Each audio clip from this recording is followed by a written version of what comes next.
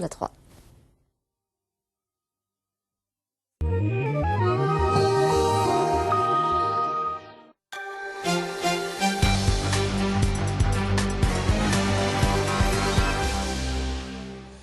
Il est 19h17, merci d'être resté avec nous pour Plein Centre, votre nouveau rendez-vous thématique dans le Loir-et-Cher, Eure-et-Loir et dans le Loiret. Le Festival de Loire, 5e du nom, a commencé aujourd'hui sur les quais et sur le canal d'Orléans. C'est le plus grand rassemblement de navigation fluviale d'Europe. Amélie Lepage, bien entendu, est déjà sur place cette fois. Ça y est, Amélie, c'est parti pour 5 jours de fête.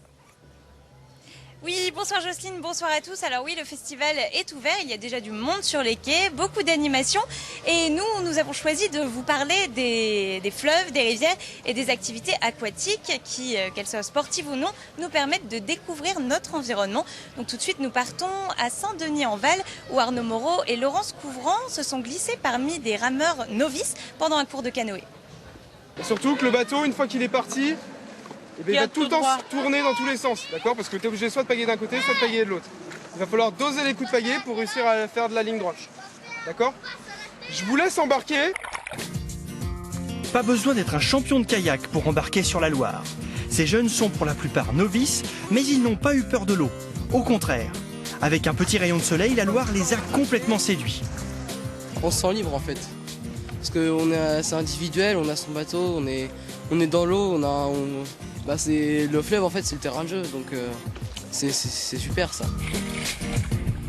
Ce qui me plaît dans le canoë, c'est plutôt la nature et l'eau et tous les animaux à l'alentour.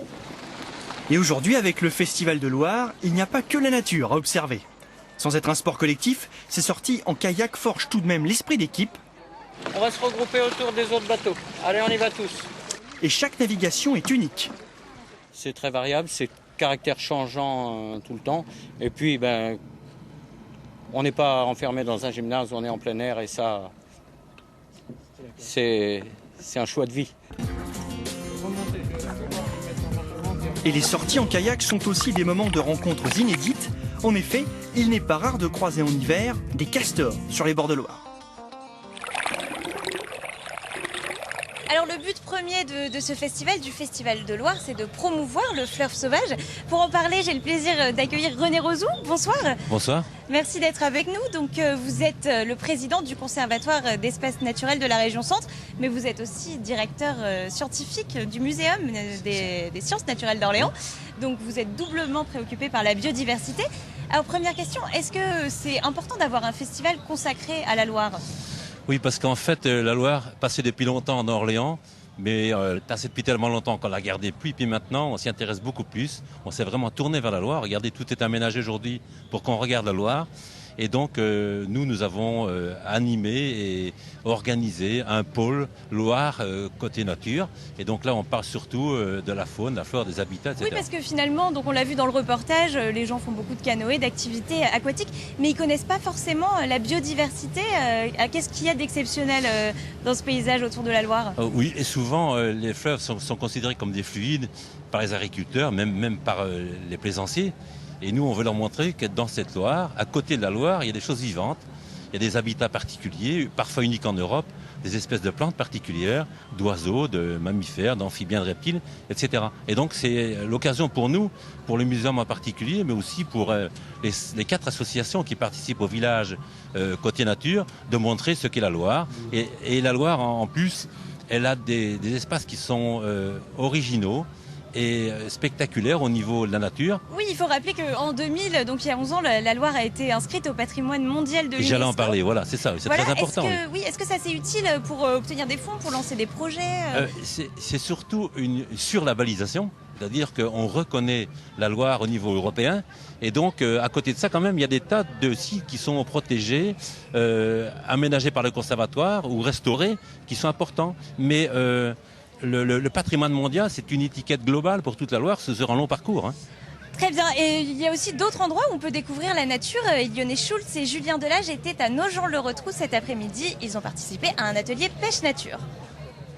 Attention maximale pour cette première séance. Au programme, pêche au feeder avec beaucoup d'amorces dans une toute petite cage. Si tout va bien, ça mord et beaucoup. Mais sans une eau propre, pas de poisson. Et c'est là que Marcel intervient. Quand papa il veut laver sa voiture, par exemple, vous lui dites vaut mieux aller à côté de la grande surface, il y a un machin pour laver les voitures. Ça polluera beaucoup moins que si tu laves ça sur le bord de la route. Point fort du programme de sensibilisation, les ateliers découvertes. On ne prend pas de canne à pêche, rien, on prend des bottes et des seaux. On va dans la rivière et on regarde ce qu'il y a dans le fond de la rivière. C'est là qu'ils se rendent compte qu'il y a une vie aquatique très importante. Tout au long de l'année, les encadrants expliquent la faune, la flore, le cycle de l'eau et leurs bons conseils trouvent souvent des oreilles attentives. Sinon, l'eau elle va vraiment se polluer. Et les poissons ils vont mourir au fur et à mesure. Et à force, on ne pourra plus pêcher. On est plutôt sur place qu'avec à l'école, on va dire que c'est sur des images ou sur un livre, mais c'est vraiment sur place, sur direct, qu'on apprend à vraiment respecter l'environnement. Protéger l'environnement, cela passe aussi par une technique de pêche appelée le no-kill. Tout poisson attrapé est donc relâché, mais visiblement ça ne rassure pas totalement Jules. Quand on attrape des poissons, ça risque de les faire mourir. Et puis, quand on les fait mourir, ça pollue un petit peu la planète. Apprenti pêcheur ou vigie de la nature, il n'y a pas d'âge pour commencer. Merci beaucoup René Rozou d'avoir répondu à nos questions. Quant à vous, j'espère que ça vous a intéressé. Et si vous voulez découvrir d'autres secrets de la Loire, n'hésitez pas, le festival continue jusqu'à dimanche. Merci Amélie, merci. Évidemment, on va vous reparler de ce festival à de nombreuses reprises dans nos éditions d'information d'ici à dimanche. Et surtout, pour ne rien rater, rendez-vous sur le site du Grand Live préparé par la rédaction internet de France 3.